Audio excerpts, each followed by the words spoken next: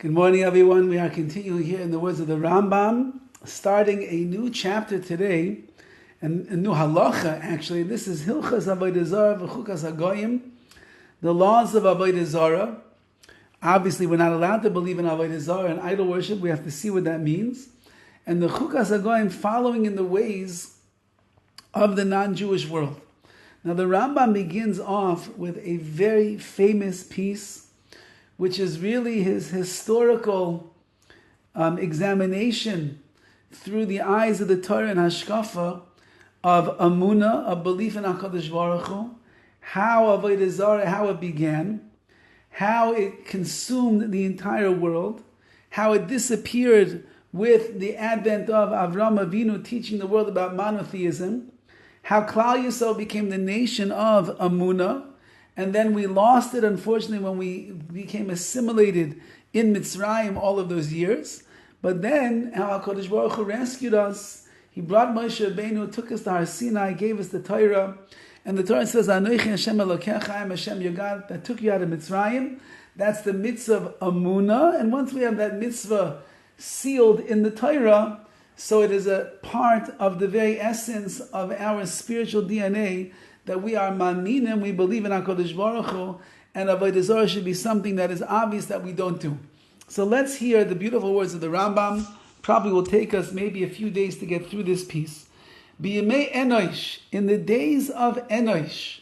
Who was Enosh? Enosh was the grandson of Adam Arishon. Adam had a son whose name was Shes. Shes had a son whose name was Enosh. So we're talking about only the grandchild, Adam Arishon, the first man, was the Zayda of Enosh. So he lived with a man. Adam Arishon was his grandfather. He saw a person who was a Navi. Adam spoke to HaKadosh Baruch Hu, Hashem spoke to him. A person who was at the beginning of the inception of the world. He knew what creation was all about. He knew what HaKadosh Baruch Hu was about. He was very well aware of all of that. And Enosh grew up in that home, he grew up in that mishpach, in that family. He certainly knew what Emunah was. Tov b'nei Adam ha'adam to'os gadol. In the days of Enosh, the people of that generation made a grave error. V'niv'era atzas chachmei oisador. And they went away from the advice of the wise people of that generation. The Enosh atzmai min hatoyim, and Enosh himself was amongst the ones that were going astray and made a mistake. So somehow in the generation of Enosh, and Enosh himself was part of this, they made a to'us gedoyla, a grave error. Now what was that? V'zu aisa tu'usam, this was their mistake. They said, since that HaKadosh Baruch Hu made the stars and the planets to help guide the world, and He placed them up in the heavens, and He gave them honor, meaning everything else is on the ground over here, but Hashem put in the skies. Look how beautiful it is, the sun and the moon and the stars, right up there with Hashem Himself. They are like these servants that are serving before Hashem. So it is only fitting that we should praise them and we should extol praises. We should give them covered. We should give them honor.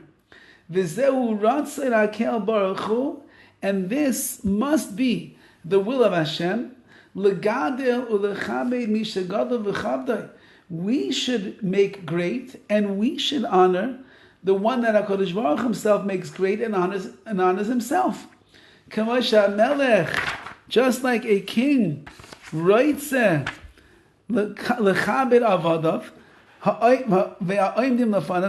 the king wants to honor the servants and the ministers that are standing in front of him, he wants us to do that. That's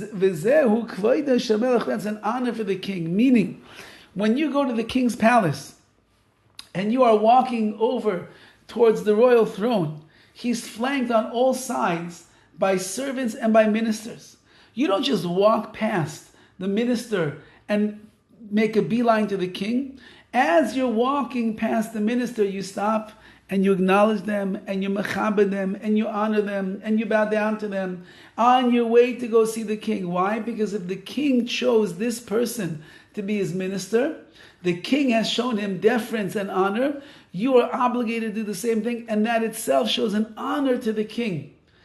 The people of the generation of Enosh, for some reason, which we'll have to discuss tomorrow, they thought that the stars and the moon and the sun and the planets up in Shemayim are like the ministers of the king of the world of HaKadosh Baruch Hu. Hashem has honored them by putting them in such a lofty, high position.